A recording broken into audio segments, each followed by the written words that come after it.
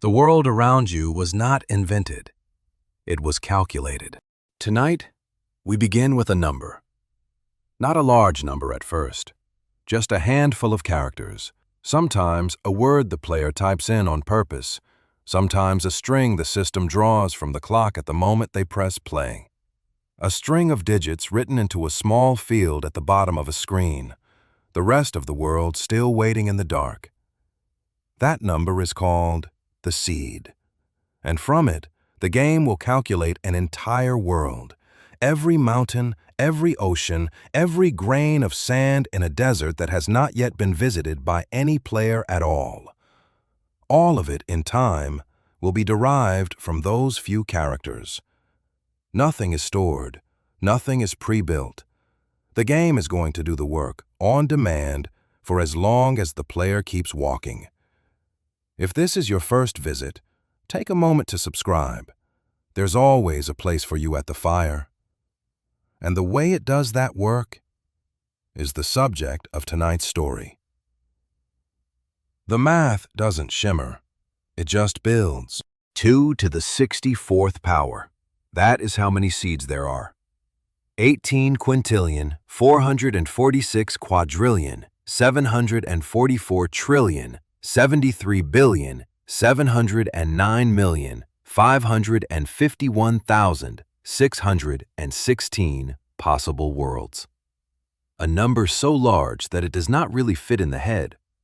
It is more possibilities than there are grains of sand on the Earth's beaches. It is more than there are stars in the observable galaxy. It is, for any practical purpose, infinite. But it is not infinite in the way most things are infinite, soft and vague. It is precise. It is countable. Every one of those 18 quintillion seeds is a real, addressable place that the game knows how to draw, if a player ever asks. And yet, and this is the part that always catches people the first time they hear it, every one of those worlds is made from the same handful of mathematical instructions, the same code, the same functions, the same rules. The only thing that changes is the seed. The world, in other words, is not invented. It is calculated. The function the game uses to do this is called a pseudo-random number generator. It is, despite the name, not random at all. It is a small, fast, deterministic piece of code that takes a number as input and returns a number as output. And if you give it the same input, it will give you back the same output every time, forever. It does not roll dice. It does not consult the air. It pretends. And it pretends very well. The reason it pretends is that the game needs to be reproducible. If a player plants a tree, walks 100 blocks away, and then walks back, the tree has to be where they left it. If they reload the world has to be the same world. The illusion of randomness has to ride on top of a substrate that is, underneath, perfectly orderly. Otherwise, the player's place in the world would not be a place at all. It would be a coincidence. The game would not be a world. It would be a series of drafts. The function is small. The math is not complicated. But the trick that lets something so mechanical feel so natural, is in the next part of the story. Here is the strange thing about a Minecraft world. None of it is stored. The mountain that the player can see from the hilltop is not a file. The cave behind the waterfall is not a file. None of the terrain, anywhere, has been pre-calculated by the developers. The game knows the seed, and the game knows the math, and that is all the game knows. The world is generated on demand, chunk by chunk, as the player walks. When a chunk is far away, it is a kind of placeholder, a thin, frozen sketch, just enough to know the chunk is there. As the player approaches, the engine thaws it, runs the pipeline, draws the hills, plants the trees, lights the caves. By the time the player is standing in it, the chunk is finished. By the time they have walked past it, it is a real, complete, fully rendered piece of the world. The same seed every time gives the same world. Not because the world has been saved, because the math always gives the same answer. This is the bedrock of the entire illusion. It is what makes a Minecraft world feel like a place and not like a sequence of rooms. The math runs out every time to the same thing. The math, in this case, has a name. In 1982, a young animator named Ken Perlin was working at a small research lab outside New York. The lab had been hired by Walt Disney Productions to do computer graphics for a film that, at the time, no one was sure would work. The film was called Tron. The light cycles, the recognizers, the solar sailor, all of it was being drawn on computers that were, by modern standards, absurdly slow. And the result, Perlin thought, looked absurdly mechanical. The curves were too clean. The surfaces were too flat. Everything had the look of a thing that had been calculated by a thing, because that is exactly what it was. What Perlin wanted, what he had been hired, in a sense, to find, was a way to make the math look less like math. A way to make the surface of a procedurally drawn rock look like a rock you might find on a beach. A way to make a procedurally drawn cloud look like a cloud that was about to rain. He spent the next few years on the problem, and the function he came up with is, in some form or another, the function that is drawing the world the player is standing in tonight. In 1985, 3 years after he had started, Perlin published the math. The paper was called An Image Synthesizer. It was 5 pages long. It was presented at SIGGRAPH, the annual computer graphics conference, in a session that was mostly attended by other people who were also trying to make computers draw things that did not look like computers had drawn them. The trick in the paper was this. You take an empty grid. You put a random direction, what mathematicians call a gradient, at every corner of every cell. You find the cell your point of interest is sitting inside. You take the dot product of each of the corner gradients with the vector from that corner to your point. You get a small handful of numbers. And then, instead of just averaging them, you blend them using a smooth, gentle curve, a function that goes by the name of smooth step, because it has no sharp edges, no abrupt corners, just a soft slope from 0 to 1. The output is a single number between -1 and 1. To the eye, it looks like noise. But it is not noise. It is not random. Neighbors, it turns out, are correlated. The output at this point and the output at the point 1 step to the left are similar. The output at this point and the output at the point 1,000 steps to the left are very different, but the difference is gradual. The function, in other words, looks like a landscape and not like static. That is the whole trick. That is the paper. 15 years later, in 1997, the Academy of Motion Picture Arts and Sciences gave Ken Perlin an Oscar. The category was technical achievement. The citation, read out on the stage of the Shrine Auditorium, was a single sentence. To Ken Perlin for the development of Perlin noise, a technique used to produce natural-appearing textures on computer-generated surfaces for motion picture visual effects. The math had, by then, become the standard. Almost every film that used computer-generated matte paintings, almost every game that used procedural textures, almost every visual effect that needed to look like stone or wood or water or cloud was using some form of the function Perlin had described in 5 pages in 1985. He did not patent the original.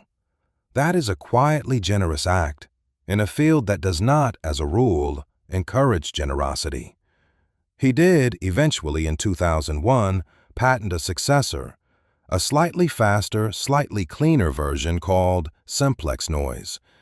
But the original has been free since 1985 for anyone to use. It is one of the reasons the function is everywhere. It is one of the reasons the math is in the game. How does a function like this end up in a game about blocks?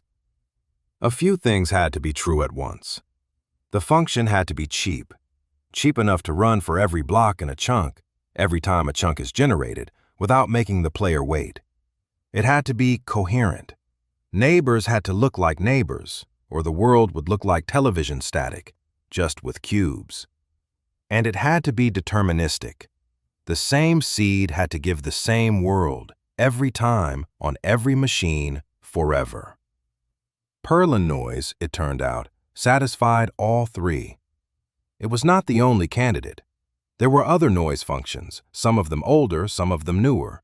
But Perlin noise was free. It was well known. It was implemented in nearly every graphics library on the planet, and it was exactly the right shape. Smooth at small scales, varied at large scales, fast enough to be called millions of times per second. Mojang, the studio that built the game, used it the way everyone else used it, at multiple frequencies, layered on top of itself like transparencies stacked on a light table. The slow frequencies gave the world its continents, its oceans, its mountain ranges. The faster frequencies gave the world its hills, its valleys, its shorelines. The fastest frequencies gave the world its small irregularities, the kind of thing you only notice when you stop and look down. A block in a Minecraft world, in other words, is not a drawing. It is the answer to a math problem. And the math problem is the same one, every time, for every block, in every world, in every seed. A world is not made in one step. The Java edition of the game builds a chunk, a 16 by 16 column of blocks, stretching from the bottom of the world to the top, in 12 stages. The names of the stages, in the order they run, are empty, structures starts, structures references, biomes, noise, surface, carvers, features, initialize light, light, spawn, and full. The first stage is a placeholder. The last stage is a finished chunk. In between, the math runs. Each stage reads from the seed. Each stage writes a slightly more complete picture of the chunk to memory. By the time the chunk has reached the final stage, the game knows, for every block in the column, what it is made of, whether it lets light through, whether there is a creature standing on top of it, and what the sky looks like above it. The whole process, for a single chunk, takes a fraction of a second. A world is a great many chunks, generated in this way, one after another, as the player walks. What follows tonight is a slow walk through the middle of the pipeline. Not all 12 stages, just the ones where the math is doing the most interesting work. First, the climate is decided. The game does not know at this point what the terrain looks like. It has not yet drawn the hills or the valleys or the oceans. It only knows where, on a very large and very flat two-dimensional map, the world is going to be a forest, or a desert, or a tundra, or a swamp, or a jungle, or a mushroom field. The decision is made by 5 noise functions running in parallel: temperature, humidity, continentalness, erosion, and a function the developers, with characteristic dryness, call weirdness. Each biome has a target value for each of the 5. The biome whose targets are the closest match wins. This part of the pipeline is, in some sense, the easiest to describe and the hardest to visualize. The world at this moment is a flat map of colors. No height, no depth. Just the question of which square belongs to which climate, and the quiet answer the math is given, square by square, all the way to the horizon. Then the hills. The same noise functions, layered at different frequencies now, are used to build the shape of the terrain. Slow frequencies for the mountain ranges, faster frequencies for the hills, even faster frequencies for the small irregularities a player notices when they stop on a ridge and look down at their feet. By the end of this stage, the world has a surface. Water has been placed in the basins. Lava has been placed in the deeps. The shape of a continent, for the first time, exists. The math doesn't shimmer. It just builds. Then the caves are carved. A second pass. The hills are still there. The math has not erased them. But a new piece of code called a carver has been let loose in the chunk. And it does not care about biomes or noise functions. It only cares about depth. Below a certain height, it eats tunnels. Below a deeper height, it eats bigger tunnels. The dripstone caves, with their thin stalactites and their thin stalagmites, are the work of one carver. The lush caves, with their moss and their glowberries, are the work of another. The deep dark, the place where a creature called the warden lives, far below the surface, in a biome that has not yet been fully described in this series, is the work of a third. The carvers are simple by the standards of the rest of the pipeline, but the world they leave behind is the world the player will spend the most time in. A mine, after all, is just a hole the player has decided to dig in a hole the carver has already dug. Then the trees. The feature stage is, in some sense, the most human part of the pipeline. The terrain is calculated, the caves are carved, and now, on top of the calculated shape, a developer has asked the game to please place, with some care, a tree here, an ore vein there, a village well in that valley, a ruined portal on that shoreline. The feature stage is the manual decoration. It is the part of the world gen that is not really math at all. It is a list of instructions, written by a person, telling the game where the things they want to be sure to see should go. A tree is not a calculation. A tree is a placement. So is a desert well. So is the entrance to a mine shaft. The math gives the world a shape. The feature stage gives the world a texture. Then the player. By the time the pipeline reaches the spawn stage, the chunk has terrain, has caves, has trees, has light, has weather. The last thing the game does before it hands the chunk over to the engine that draws the screen is ask, in essence, where should the creatures be? Mobs are placed according to the biome they belong to and the light level they prefer. Wolves in the forests, cows in the plains, squid in the water, zombies in the dark. And then, in the last fraction of a second, the chunk is finished. The game is ready for a player to step into it. The world, from the player's point of view, has just been born. From the math's point of view, the work is done. The seed has done its job. The pipeline ends with the player. Everything before this was preparation. It is worth pausing here to notice something about the way the modern game works. Before the Caves and Cliffs update, the large biome overhaul that landed in 2 parts in 2021, the world was built in a layered way. First, the continents and oceans were drawn. Then climate zones were assigned.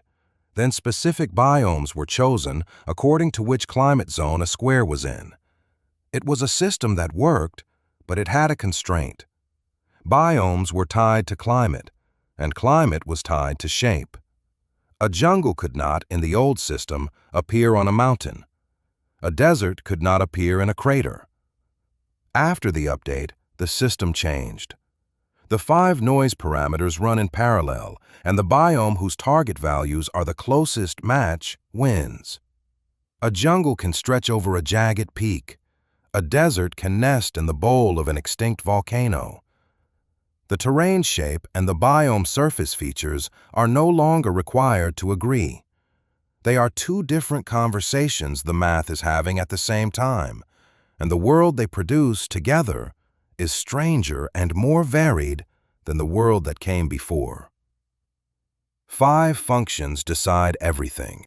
As of last March, the 1.21.5 update, The developers called it Spring to Life. Even the chicken in the world is math. The update added new decorative blocks, leaf litter on the forest floor, a new kind of bush in the birch groves, a firefly bush in the swamps that gives off a faint glow at night, a cactus flower in the deserts, and then, more quietly, a change to the way three of the most familiar animals in the game appear. Pigs, cows, and chickens now have three variants: a cold variant, a temperate variant, and a warm variant. The variant that appears when the game decides to spawn one of these animals is determined by the same temperature parameter that decides whether a forest is going to be a forest or a tundra. A warm chicken, in other words, is not a different drawing. A warm chicken is a different answer to the same math problem the forest gave a different answer to. The animal the player encounters when they walk into a village in the south is the southern version of the animal. The animal they encounter when they walk into a village in the north is the northern one. The math, even now, is still running. If a player were to walk in a straight line far enough in any direction, they would eventually reach a place where the math starts to behave strangely. That place has a name. It used to be a real, addressable location in older versions of the game. On the X and Z axes, the place began at coordinate 12,550,821 and ended at 12,550,824. A band slightly more than 3 blocks wide that ran, in theory, all the way to the edge of the world. The math, at that point, was using a 32-bit floating point representation, and the representation was running out of room. The noise functions, beyond that range, did not return gradually varying values. They returned something else. The terrain beyond that range was not hills and valleys. It was a kind of broken geometry. Walls of stone, sudden cliffs, terrain that did not behave the way terrain was supposed to behave. The place is no longer reachable. The bug, as the developers called it, was patched out of the Java edition in 2011 in Beta 1.8 and out of the Bedrock edition in 2021. But the place still has a name, and one person in particular spent 14.5 years of his life walking toward it, broadcasting the journey the whole way. That place and that person are the subject of next week's story. The seed is a small thing, a handful of digits written into a field. Most players will never type one. Most players will let the game pick one for them and never look at it. But the seed is the whole world, the mountains and the oceans and the deserts and the deep dark, the chicken in the village, the wolf in the forest, the dripstone cave below the swamp. Every one of those things, in every one of those worlds, is the answer to a math problem the seed has set in motion. The math doesn't shimmer, it just builds. If tonight's story kept you company, consider subscribing